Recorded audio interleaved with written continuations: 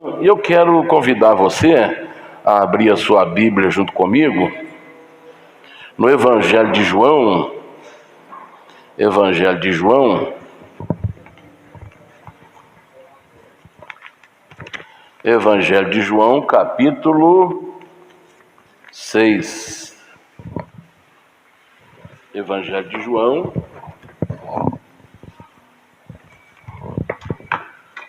Evangelho de João, capítulo 6.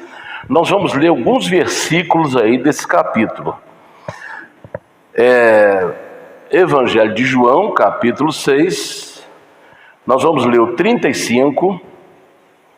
Deixa eu ler o 35 aqui e vou falando para vocês. 35 diz assim: E Jesus lhes disse: Eu sou o pão da vida. Aquele que vem a mim não terá fome, e quem crê em mim nunca terá sede. Verso 55. Verso 55 diz assim: Porque a minha carne verdadeiramente é comida, e o meu sangue verdadeiramente é bebida. Verso 56. Quem come a minha carne e bebe o meu sangue permanece em mim, e eu nele.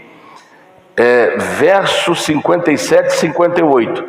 Assim como o Pai que vive me enviou, eu vivo pelo Pai.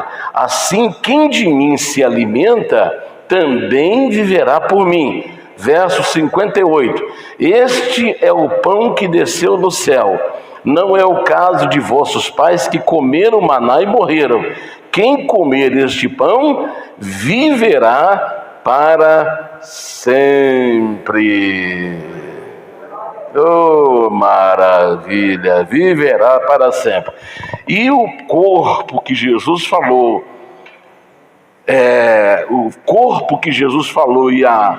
e o sangue simbolizados no pão e no suco da videira. Amém? Não é que nós vamos pegar, estamos comendo, não é canibalismo não, viu? Aqui é figura, é símbolo, tá bom, irmão? Deus abençoe, tá bom? Deu para entender? Jesus falou que o pão é o símbolo do seu corpo. Nós não estamos comendo o corpo literalmente de Jesus, porque não há transubstanciação na consagração. A transubstanciação é a transformação do pão em corpo. Isso não existe, é apenas símbolo. Amém? Muito bem, fechemos os nossos olhos e vamos fazer uma oração. Vamos fazer uma oração. Nosso Deus e nosso Pai, te agradecemos por estarmos aqui, Senhor, nesta manhã. Te agradecemos, ó Deus, e te pedimos que o Senhor possa nos abençoar grandemente, Senhor, no dia de hoje. Coloque as tuas mãos, Senhor, sobre o teu povo nesta manhã. Abençoe o teu servo, a tua serva. Abençoa as crianças, abençoa os casais, abençoa as famílias. Que as comportas dos céus sejam abertas e o poder do Espírito Santo seja derramado sobre este lugar, e enfermidades sejam curadas, problemas sejam solucionados, libertações possam acontecer, salvação possa acontecer. Coloque as tuas mãos, aqueles que estarão nos assistindo pela internet, coloque as tuas mãos sobre eles, curando, libertando, operando grandes milagres. Eu te peço, meu Pai, nos abençoe nesta manhã, em nome do Senhor Jesus, para todos sempre. Amém, amém. Graças a Deus, e podemos assentar. Graças a Deus. Muito bem, daqui a pouquinho nós vamos estar então fazendo a oração, participando da ceia do Senhor, mas eu gostaria que rapidamente você pudesse meditar junto comigo sobre esse texto que Jesus fala que é o pão da vida, o verdadeiro pão, que quem come deste pão nunca mais terá fome, e quem beber do seu sangue nunca mais terá sede. Muito bem. Irmãos, olha, quando eu vejo documentário sobre a África, principalmente alguns países, como Serra Leoa, por exemplo. Serra Leoa, já falei aqui uma vez, a expectativa de vida da Serra dos africanos de Serra Leoa, a expectativa de vida é de 45 anos. 45 anos. É como se alguém residente em Serra Leoa, e a diferença do Brasil, é alguém que está chegando aos seus 80, 90 anos, com 45 e com 85 anos, 85, 90 aqui no Brasil. Agora, por que isso aí? Por causa da fome. Fome, falta de saneamento, falta de assistência médica, falta de uma série de coisas que vão afetando gradualmente a vida das pessoas. Então a expectativa de vida vai diminuindo. Vida desregrada, vida sem regra, vida sem controle. Então tudo isso, essa somatória, vai diminuindo a expectativa de vida. Então quando eu vejo alguns países da África, ou alguns países que estão em guerra civil, quer dizer, o próprio povo está brigando entre eles,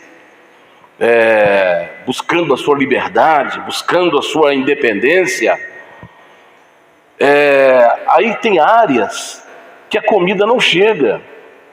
Lá na Síria, por exemplo, a Cruz Vermelha, ela tentou levar alimento para uma área da Síria que foi bombardeada, e as criancinhas perderam seus pais, perderam suas famílias, estavam lá famintas.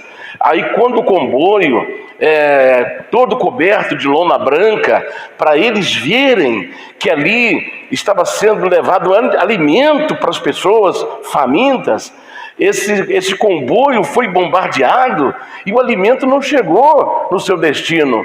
Então as criancinhas, você pode contar as costelas do corpinho delas. Dá para contar cada osso da costela. A fome, você vê a amostra, a perna da pessoa, o osso só coberto com pele, o joelho, aquele caroço, que são a rótula, não tem carne, não tem músculo. Uma senhora pegando o marido dela no colo como se fosse um bebê.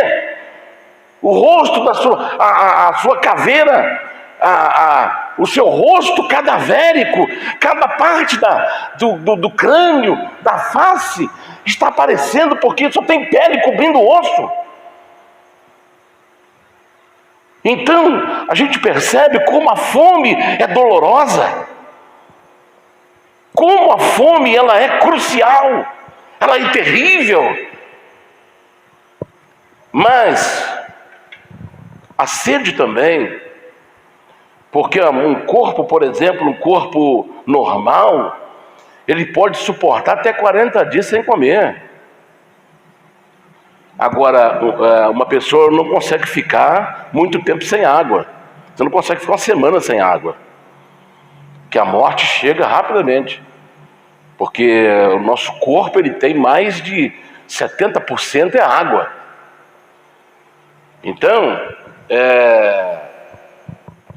eu estou mostrando aqui para você como que a fome ela é terrível, tanto para os humanos, até para os animais.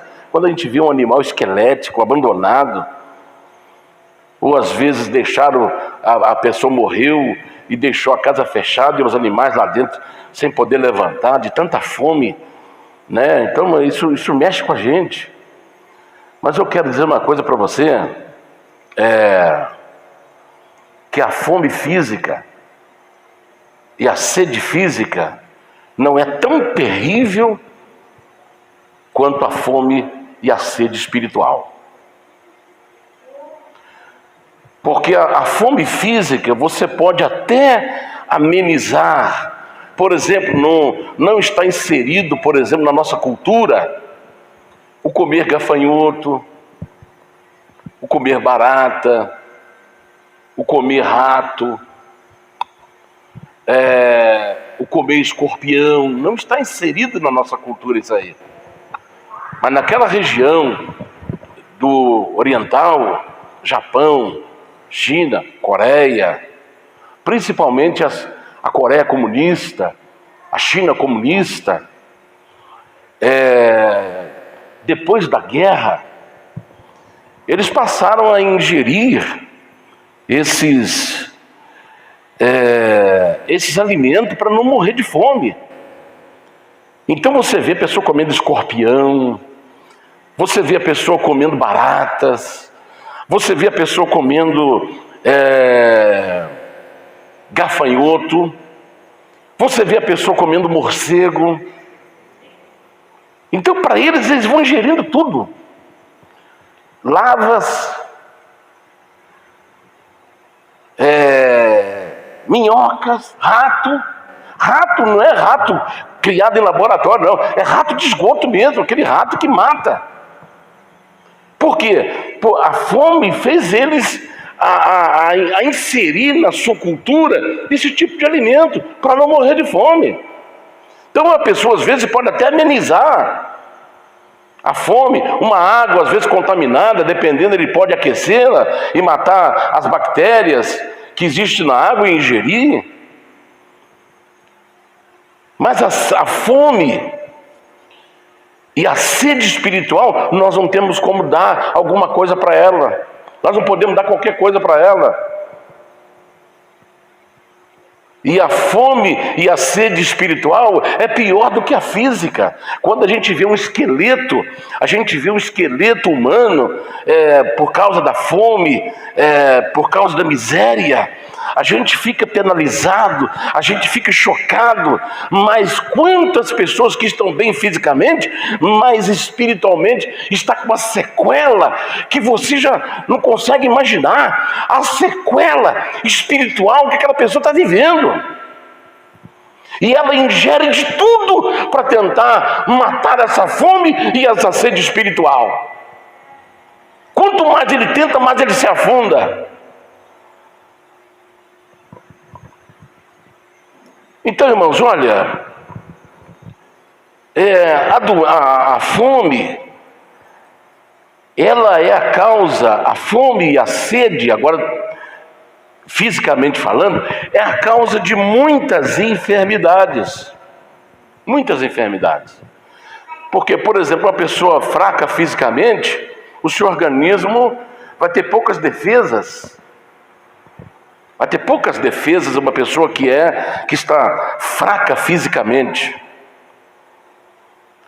Então, vem doenças, vem fraquezas, doenças e, por fim, a morte. Inclusive, lá no capítulo 6 de Apocalipse, dá em ordem cronológica, ou seja, sucessão dos acontecimentos, em ordem cronológica, o cavalo vermelho, o cavalo preto e o cavalo amarelo. Depois do cavalo branco. O cavalo branco representa o anticristo. Isso está no capítulo 6, para quem gosta de ver e anotar. Então, ali dá em ordem cronológica, que é a ordem e sucessão dos acontecimentos. O cavalo vermelho representa a guerra, versículo 4. Representa a guerra. Então, a guerra, é aquilo que eu falei no começo, impede a alimentação de chegar até as pessoas. Consequentemente, vem o quê? Cavalo preto. O que o cavalo preto representa? Versículos 5 e 6. Representa a fome. Depois do cavalo preto vem o que? O cavalo amarelo. O que ele representa? A morte. Versículo 8. Então você está vendo a sucessão de acontecimentos? Primeiro guerra, depois fome, depois morte. É assim que acontece quando a pessoa deixa de se alimentar. Na vida espiritual a mesma coisa. Nós estamos em guerra espiritual. O inimigo não quer deixar você ter acesso à comida, que mata a sua fome e a sua sede espiritual. Consequentemente, você não tendo alimento espiritual, você vai adoecer espiritualmente, você vai adoecer emocionalmente, você vai adoecer psicologicamente, e isso vai afetar o seu físico. E aí o que vai acontecer? Morte espiritual, suicídio e tantas outras coisas mais. Já foi mostrado agora, fizeram uma reportagem agora, que nunca houve tanto suicídio como está havendo nessa pandemia. Eu vi agora um apelo de um blogueiro falando, gente aí de Goiás. Ele deu o nome da cidade lá em especial, falou, olha, eu estou com um chefe de família aqui, ele está pedindo emprego, e se ele não conseguir esse emprego, ele vai matar todo mundo, ele vai matar seus filhos, matar sua esposa, depois se matar. Essa é a situação que nós estamos vivendo. Então, para você ver a que ponto chega o estado de uma pessoa que não se alimenta fisicamente, ele perde totalmente o controle. É igual uma pessoa, por exemplo, que está sedenta. Quando ele está sedento, que ele está numa área desértica, com calor de 40, 46 graus, ele já começa, sem tomar água, ele já começa a fazer uma confusão mental. Ele passa a ter confusão mental. Então ele começa a olhar distante, e aquelas nuvens do deserto, ele começa a ter miragem, transforma em miragem, transforma numa lagoa azul, transforma em coqueiro, e ele passa a ter miragens quando ele está muito sedento. Por que eu estou falando isso? Mostrando para você que quando nós estamos com fome, com sede fisicamente, o que nos espera é a morte, é a doença, a fraqueza e a morte. Na vida espiritual é a mesma coisa. Quando uma pessoa está faminta espiritual, sedenta espiritual, o que espera ela é só doenças e a morte espiritual. Por isso que nós estamos vendo tanta tragédia no nosso cotidiano. Todo dia tragédia sobre tragédia. Então, eu quero mostrar para você hoje o quanto é importante isso. Eu gostaria que você abrisse agora a sua Bíblia, lá no capítulo 5 de Marcos. Capítulo 5 de Marcos. Evangelho de Marcos. E aí você pode deixar sua Bíblia aberta aí no capítulo 5 de Marcos, por favor. Capítulo 5 de Marcos.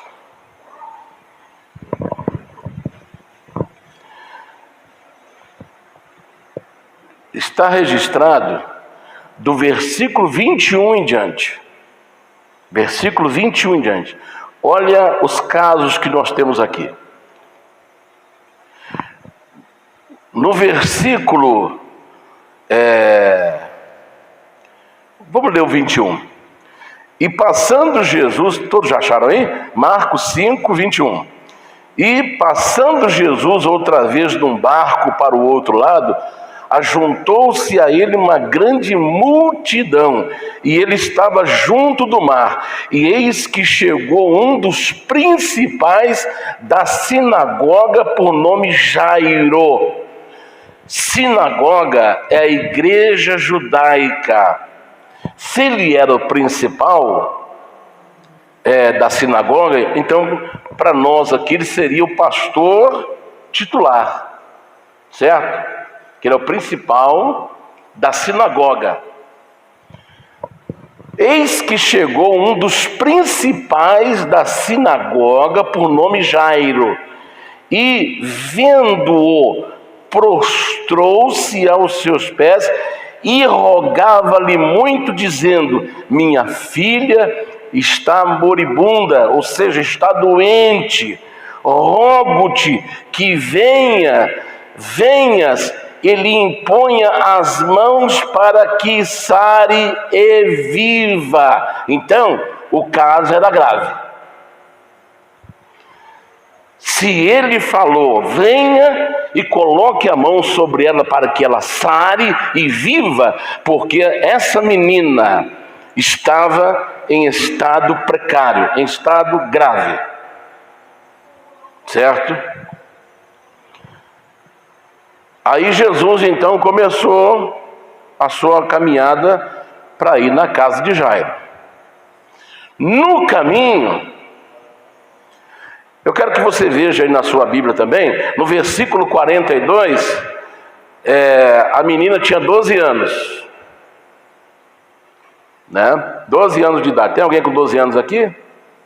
Não? Alguma criança com 12 anos? Só para a gente ter uma ideia? Tem não. Então, a menina tinha 12 anos. Quando Jesus estava indo, a multidão foi acompanhando. E aí, vinha uma mulher procurando Jesus também. Preste bem atenção na coincidência. Essa mulher, está aí registrado no versículo 25, que ela estava 12 anos sofrendo de uma hemorragia. 12 anos. A filha de Jairo, 12 anos, morrendo. E essa mulher hemorrágica, com 12 anos, perdendo sangue. Há 12 anos perdendo sangue.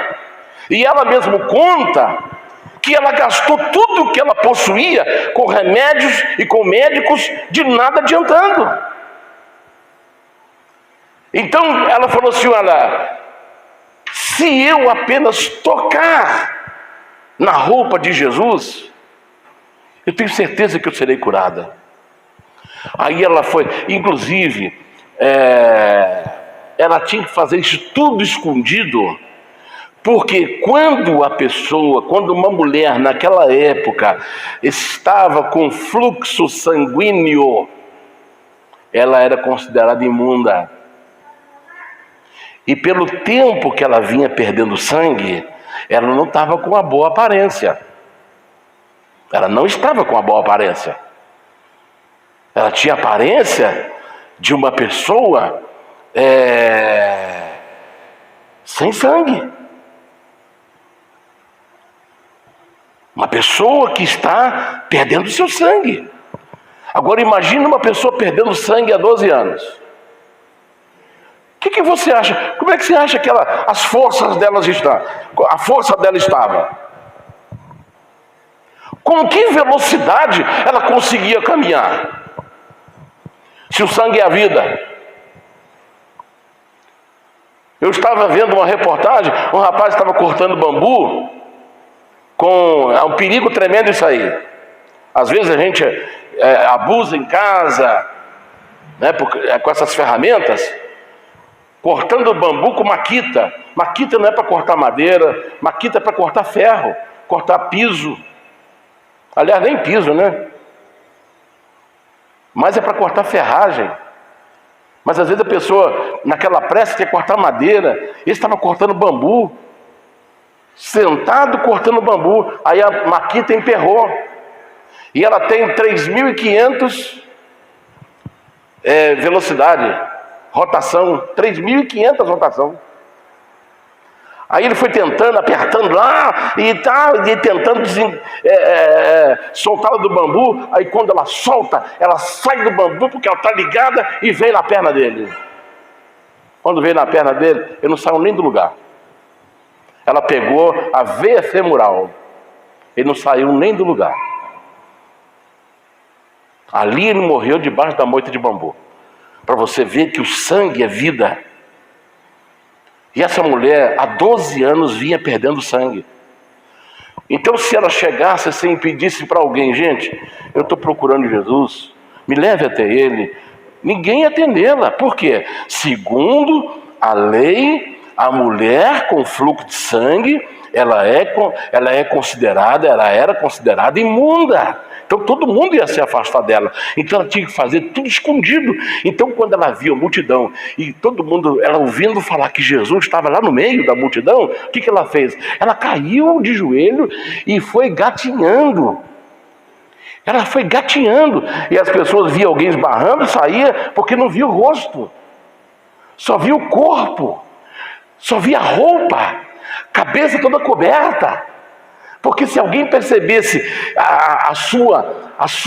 o seu corpo esquelético, todo mundo já expulsava ela dali. Mas ela cobriu a cabeça, cobriu o corpo e foi agachada, engatinhando até onde estava Jesus. E quando ela entra no meio da multidão, que ela consegue chegar perto de Jesus, ela toca na orla, na base final da sua roupa. E quando ela toca, oh glória, como se fosse uma eletricidade, saiu do corpo de Jesus, e aquilo correu pelo braço dela, e na mesma hora o sangue parou.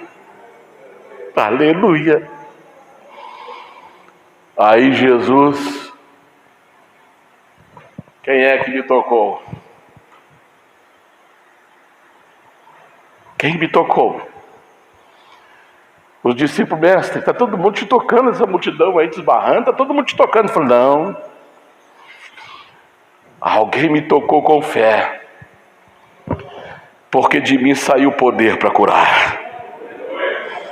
Aí a mulher tremendo lá, ainda agachada, ainda de joelho no chão, mão no chão, ela com medo de ser chamada a atenção, ela pegou, se levanta e falou: Senhor, mestre, foi eu que te toquei, porque tem 12 anos que eu estou com hemorragia, eu gastei tudo que eu tinha, vendi tudo que eu tinha para comprar remédios e pagar médicos, e eu não tenho mais nada hoje, mas eu acreditava, porque eu ouvi falar do Senhor, e eu te procurei, graças a Deus que eu te achei, e eu falei comigo mesmo, vindo caminhando com dificuldade, eu falei: se eu tocar pelo menos a roupa dele, eu seria curada, e eu fiz isto, e agora estou curada.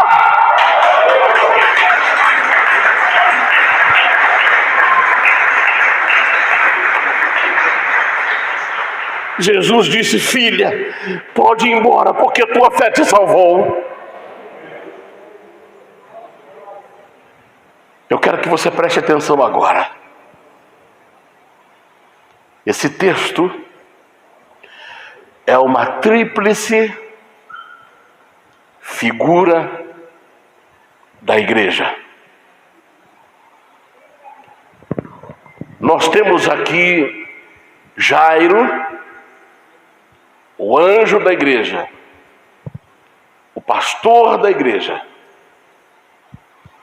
A Bíblia diz que a mulher representa a igreja.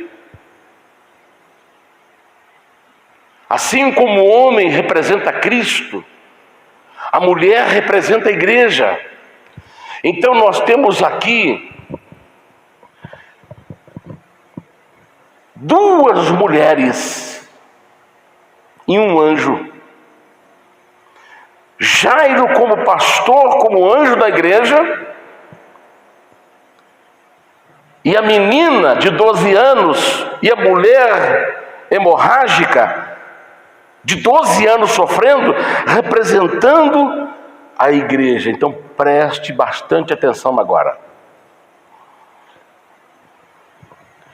A igreja, a mulher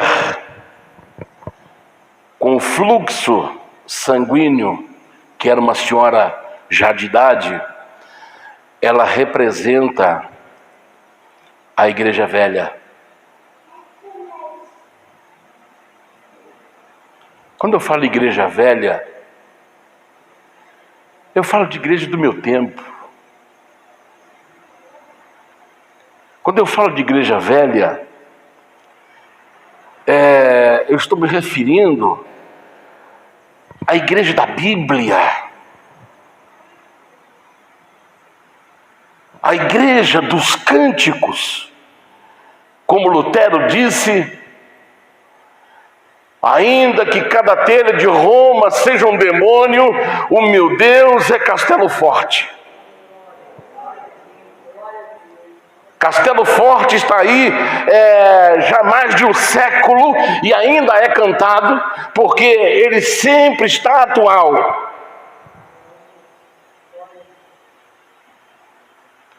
Então a mulher hemorrágica representa essa igreja, a igreja do jejum, a igreja da oração, a igreja do testemunho de vida, a igreja que anda com a sua Bíblia na mão e no coração, a igreja da vigília, a igreja do testemunho, a igreja das visitas em hospitais, a igreja que ia em busca, seja de cavalo, seja a pé, ela ia em busca das almas perdidas.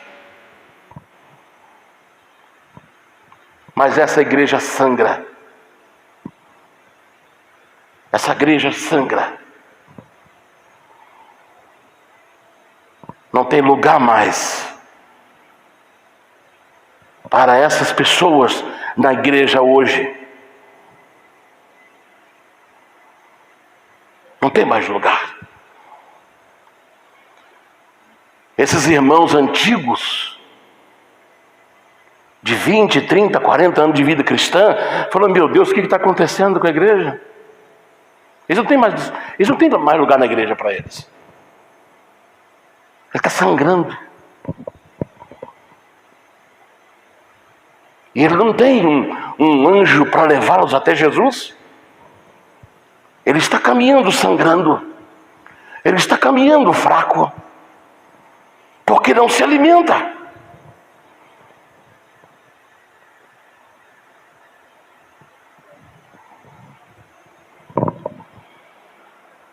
A gente vê esses irmãos antigos assustados.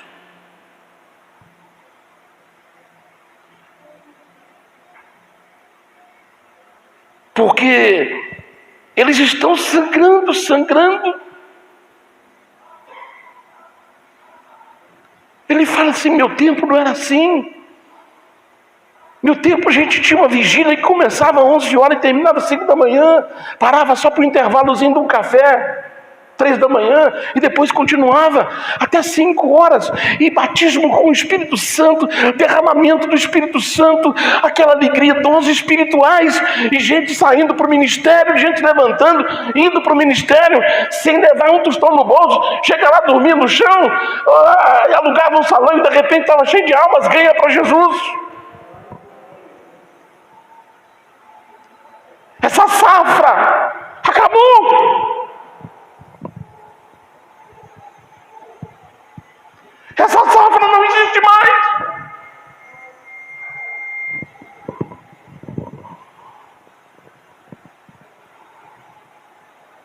Eles estão gemendo, eles estão morrendo, eles estão sangrando pelo caminho. A igreja velha está morrendo. Porque não tem mais espaço para ela, não tem comida para elas mais.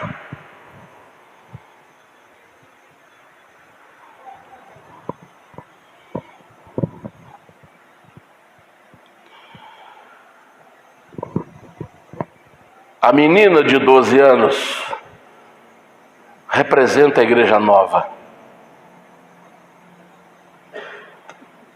A igreja moderna. A igreja que Jesus falou: você disse que não precisa de nada, está lá no Apocalipse 3, verso 17. Quando Jesus chegou lá, falou assim: nós não precisamos de nada, Jesus, pode ficar tranquilo, não precisamos de nada.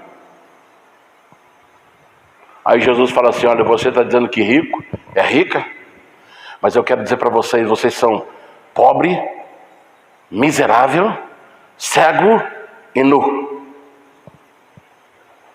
Esse é o olhar aquilatado de Jesus. Esse é o olhar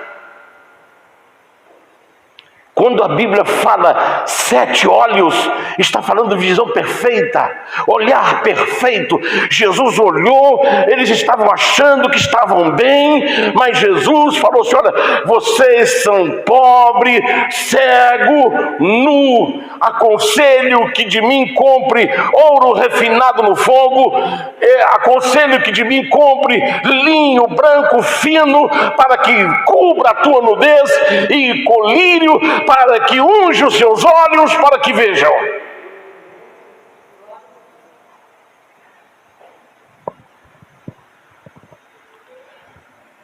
Mas a igreja nova também estava morrendo. A igreja nova representa a igreja moderna. Hoje eu não vejo pastores carregar isso aqui mais. Não estou dizendo que é pecado a pessoa usar.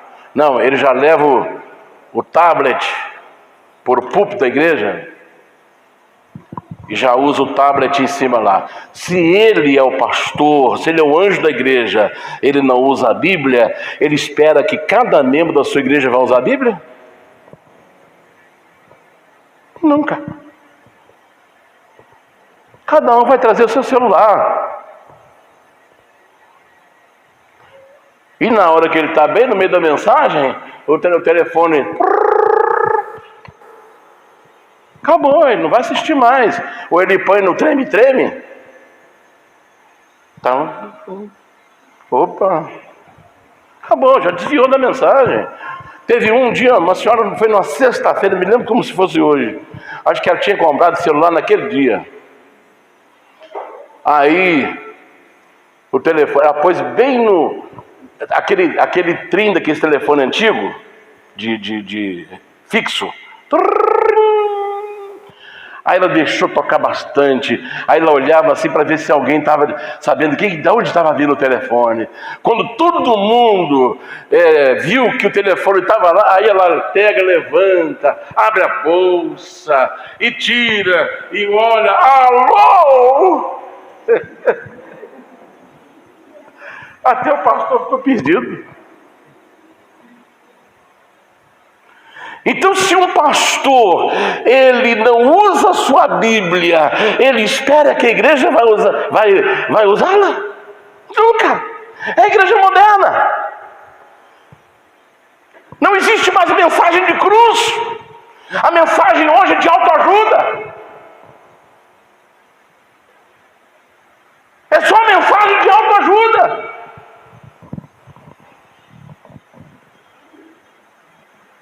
Eu falei agora há poucos dias que as pessoas não estão fazendo aquilo que é certo, mas é o que dá certo fazer. Eu quero dizer para você uma coisa e digo para quem está me assistindo pela rede social. Se a pessoa pintou a sua igreja de preto e os cultos é tudo feito nas trevas, pegue a sua mochila, caia fora de lá, o mais rápido que você puder. E eu falo isso para aqueles que estão assistindo na rede social. Sai fora. Sabe por quê? Porque Maria, desculpe as Marias aí, mas é um ditado popular, não é a Maria que está aqui não. Maria vai com as outras, está fazendo não o que é certo, mas fazendo o que dá certo, se está dando certo. E quem, para você ver, quem criou isso aí, quem criou esse negócio de pintar a igreja de preto e fazer toda a modificação e os cultos ser transmitido na escuridão, foi um pastor. Ele esperou o pai dele, que era líder da igreja, viajar. O pai dele foi para os Estados Unidos, passar uma temporada lá com a esposa, nos Estados Unidos. Ele falou, é agora que eu vou fazer. Ele aproveitou, ele é filho, ele é pastor também na igreja. Ele falou, vou aproveitar agora. Ele aproveitou que o pai ia ficar uma semana por lá, desmanchou o púlpito da igreja, tirou as bandeiras, tudo que estava na igreja e pintou tudo de preto. Quando o pai chegou, a igreja já estava toda pintada. Ele estava numa reportagem, numa entrevista com Danilo Gentili.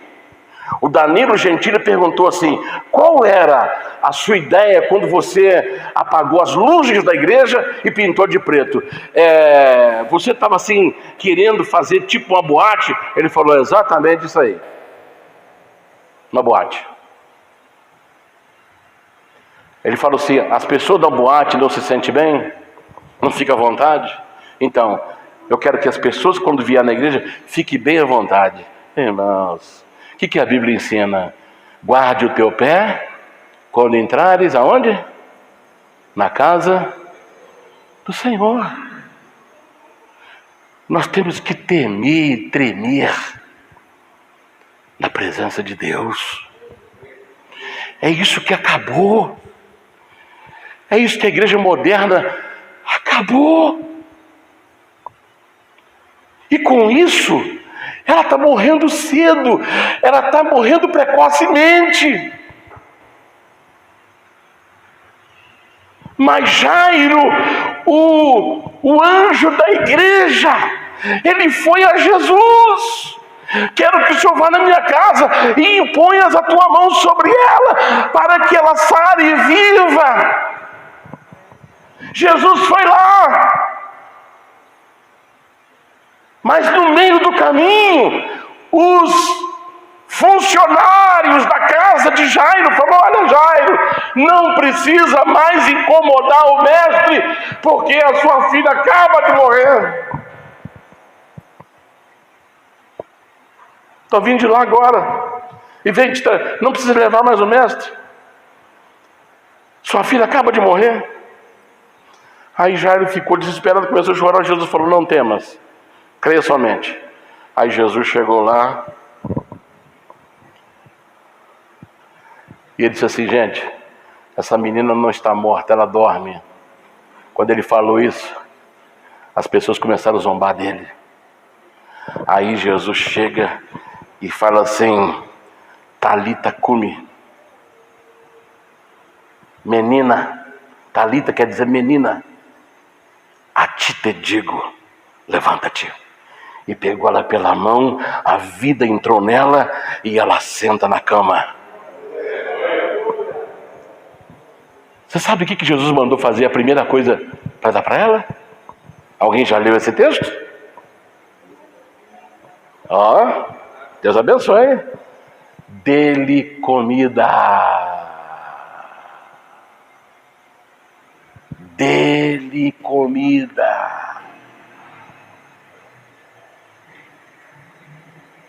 Você está entendendo, irmãos? A igreja moderna está fazendo muito barulho, mas não tem comida.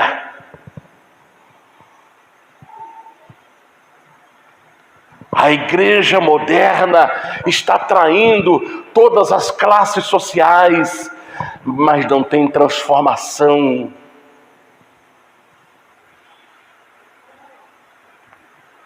O que nós vemos é um amaranhado de confusão, pessoas rodopiando, rodando, e como se fosse uma piorra. As pessoas, parece que elas perderam a sua consciência e entraram no estado mental, que é semiconsciência, e roda, corre para um lado, corre para outro, faz coisas que uma pessoa consciente não faria. Eu quero dizer uma coisa para você que está aqui: uma pessoa pode estar cheia do Espírito Santo, mas o Espírito Santo não tira a sua consciência. É bíblico e também uma experiência pessoal. Eu estava, assim que eu me converti, eu mergulhei no jejum, na oração, porque eu queria mais e mais de Deus. Queria mais e mais de Deus na minha vida. Então eu entrei no quarto, fechei a porta. O quarto onde eu dormia com mais 2 irmãos, ele era metade laje e metade telha. E a minha oração, ela foi tão profunda, que quando eu me vi, eu estava quase encostando na telha. Isso é uma experiência pessoal que eu tive. E o meu corpo ajoelhado na beira da cama. E eu me via em cima, encostando no telhado, e o meu corpo ajoelhado. Aleluia. E quando o meu irmão entrou no quarto, ele só fez assim: Daniel, eu abri os olhos. Está dando para você entender? O Espírito Santo não tira a sua consciência. E o que nós estamos vendo aí é uma verdadeira hipnose. A pessoa vai passando a mão sobre a cabeça da pessoa, daqui a pouco ela está rodando igual a piorra.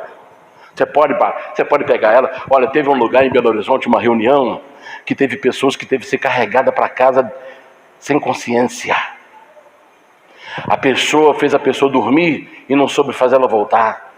Eu conheci pela televisão uma pessoa que trabalha com hipnose. Ele é argentino, se não me falha a memória. Ele falou assim: olha, eu vou falar uma revelação para vocês aqui. Você sabe que todo dia me procuram no escritório pastores, padres e médicos, porque tem médico que usa a hipnose para fazer tratamento. A pessoa, por exemplo, tem medo de aparelho dentário, aqueles motorzinho para tratamento de dente. Tem pessoas que têm fobia de elevador, avião. Então ele usa a hipnose para fazer tratamento. Então o médico, quando me procura, porque é uma técnica, não é demônio, é técnica de hipnose. Então, por exemplo, nós estamos aqui hoje num grupo de pessoas. Tem algumas pessoas aqui que são sugestivas à hipnose.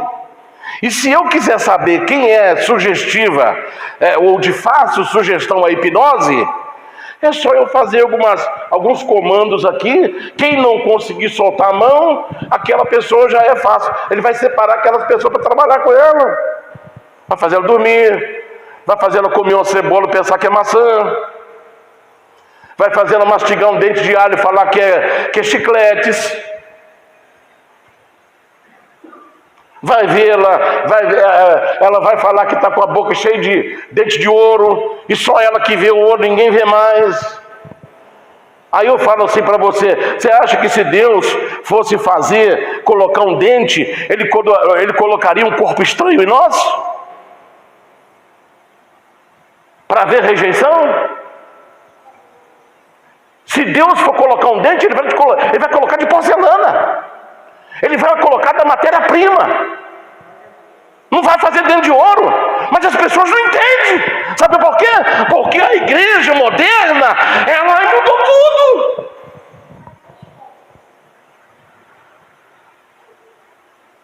E muitos estão embarcando nisso aí.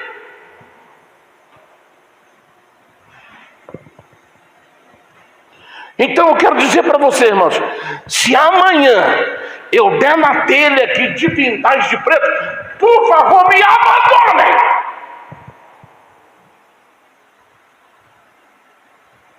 Porque eu não estou de banho na cabeça, não.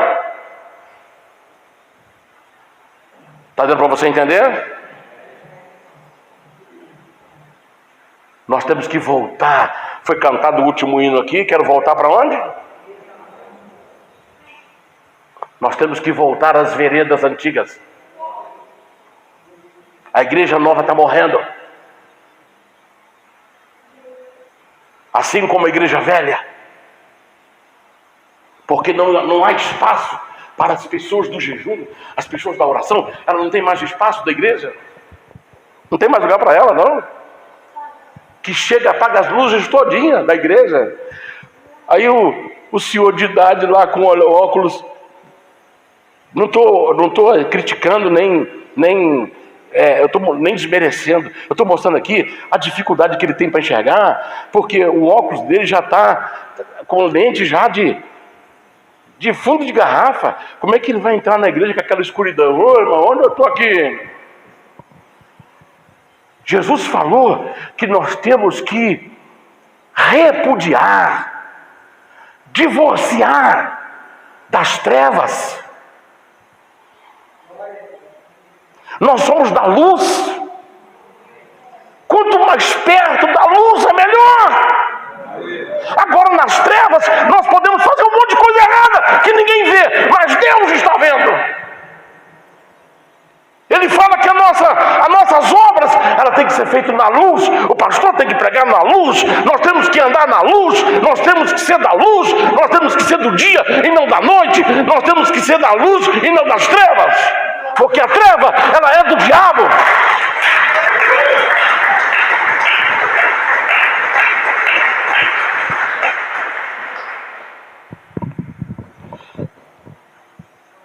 Então, irmãos, olha, já estou indo para os finalmente.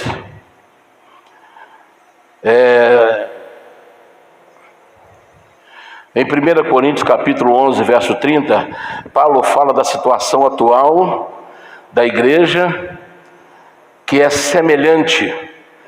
Tudo isso aqui que nós estamos vendo é coisa atual. Ele fala lá, 11:30, por isso que há entre vós muitos fracos e doentes, e muitos que dormem. Esse dormir aqui não é sono espiritual, não, é morte precoce. Morte precoce. Eu estava vendo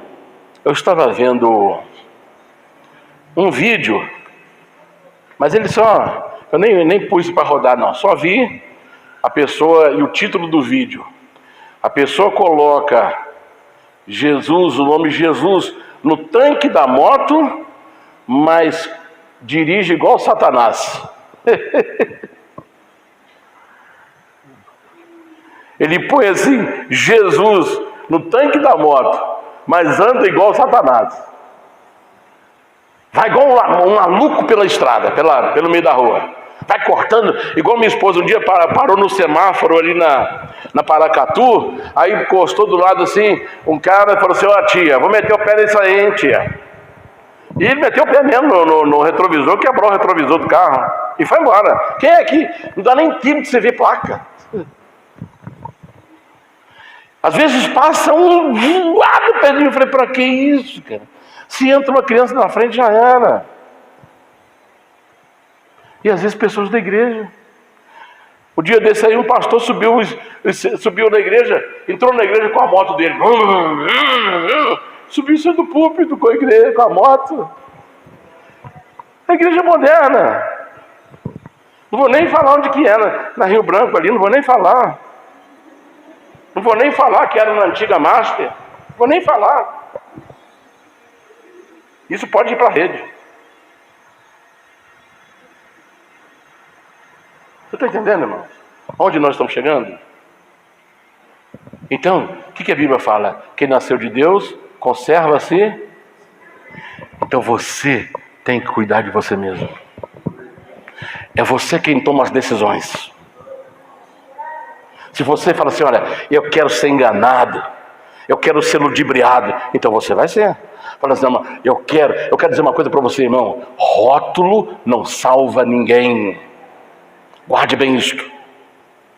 No céu não entra rótulo, entra os lavados e remidos no sangue do Cordeiro.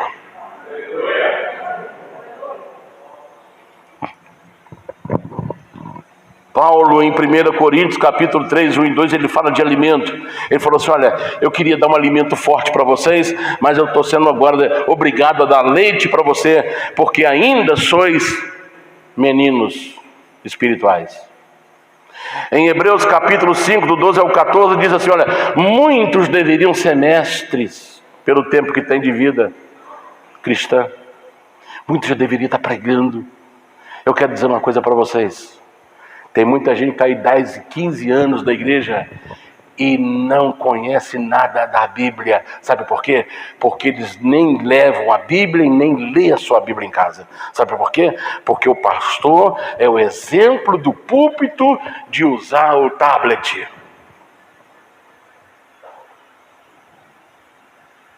E aí as pessoas passam a ter vergonha de usar a Bíblia. Jesus falou assim, aquele que tiver vergonha de mim diante dos homens, eu e o Pai teremos vergonha dele diante dos anjos. Aquele que se envergonhar de mim diante dos homens, eu me envergonharei dele diante do Pai e dos seus anjos.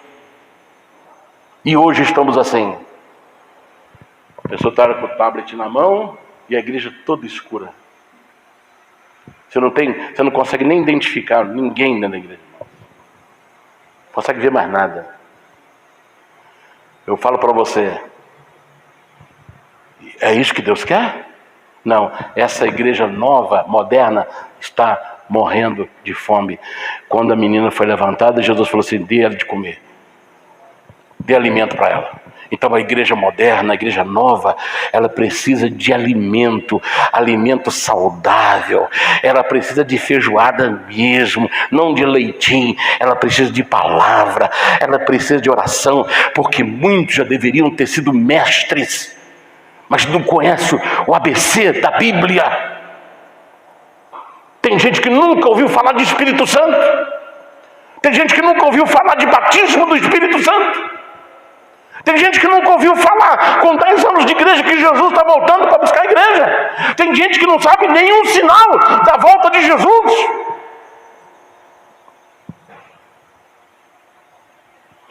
Paulo oferece alimento lá para Timóteo. Já estou encerrando, irmãos. Ele oferece alimento para Timóteo. 1 Timóteo 4, olha o alimento que ele está falando para Timóteo se alimentar. 12 a 16. Ninguém despreze a tua mocidade, mas seu exemplo dos fiéis na palavra, no trato, no amor, no espírito, na fé, na pureza. Persiste em ler, exortar, ensinar, até que eu vá. Não despreze o dom que há em ti, o qual te foi dado por profecia com imposição das mãos do presbitério. Medita estas coisas, ocupa-te nelas, para que o teu aproveitamento seja manifesto a todos. Tem cuidado de ti mesmo e da doutrina. Persevera nestas coisas, porque fazendo isto te salvará tanto a ti mesmo como aos que te ouvem. Inverta isso agora. Não tenha cuidado de você, não tenha cuidado com aquilo que você aprendeu, não salvará nem a ti e nem aos que te ouvem. É o que está acontecendo hoje.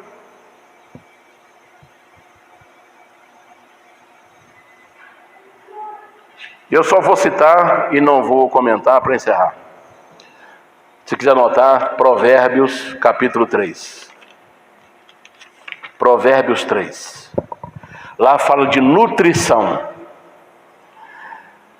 O versículo 7, 8.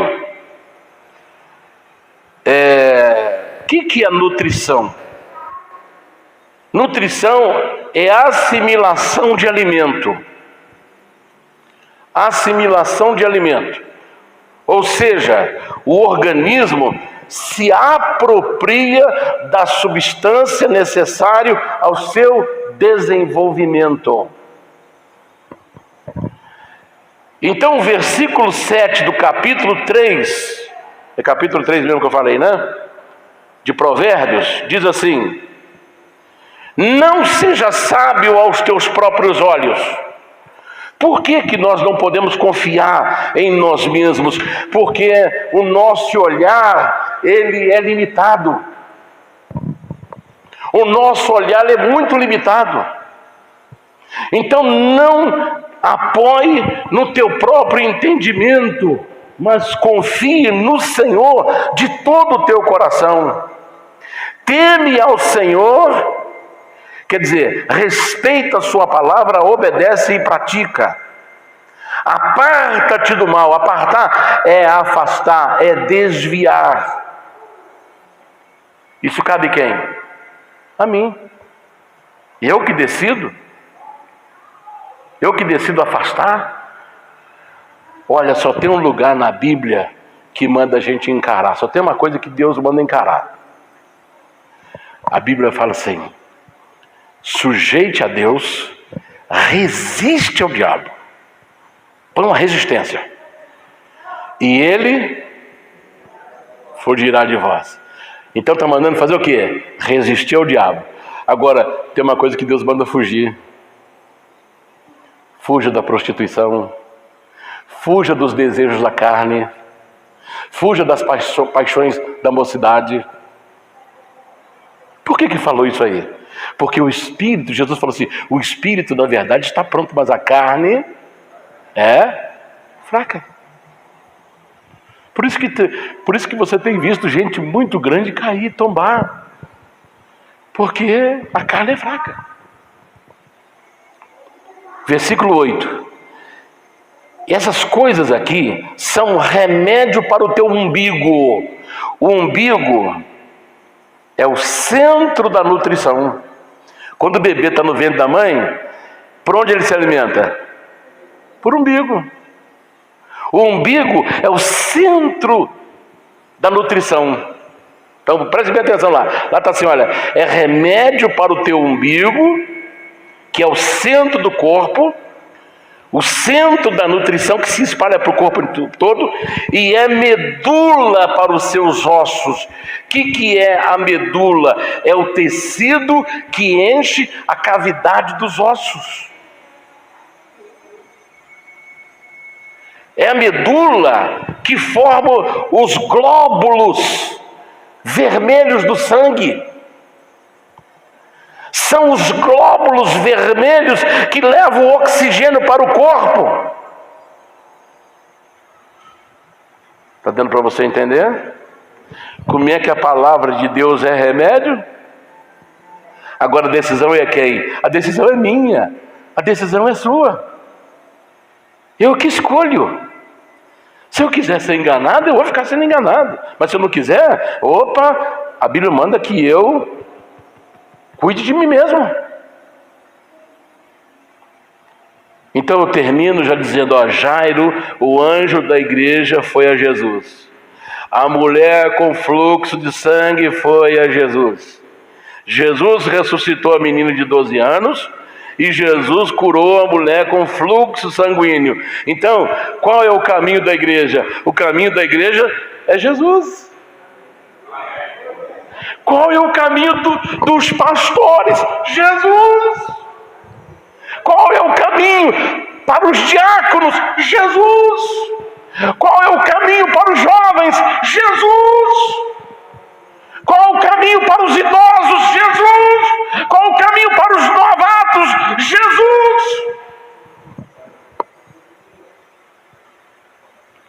Que Deus nos ajude. E que Deus nos abençoe. Que cada irmão guarde bem isso aí. Deus mandou que eu cuide da minha vida espiritual. Eu que tenho que zelar, porque eu nasci de Deus, e quem é nascido de Deus, conserva-se a si mesmo. Então eu tenho que comer do pão, eu tenho que beber da água, porque Jesus falou assim, olha, o meu corpo é verdadeira comida, o meu sangue é verdadeira bebida, e quem comer na minha carne e beber meu sangue, esse viverá para sempre. Aleluia, aleluia, vamos glorificar o Senhor, aleluia, vamos aplaudir o Senhor, aleluia, aleluia, aleluia, glória a Deus, aleluia, glória a Deus. Fiquemos em pé, por gentileza.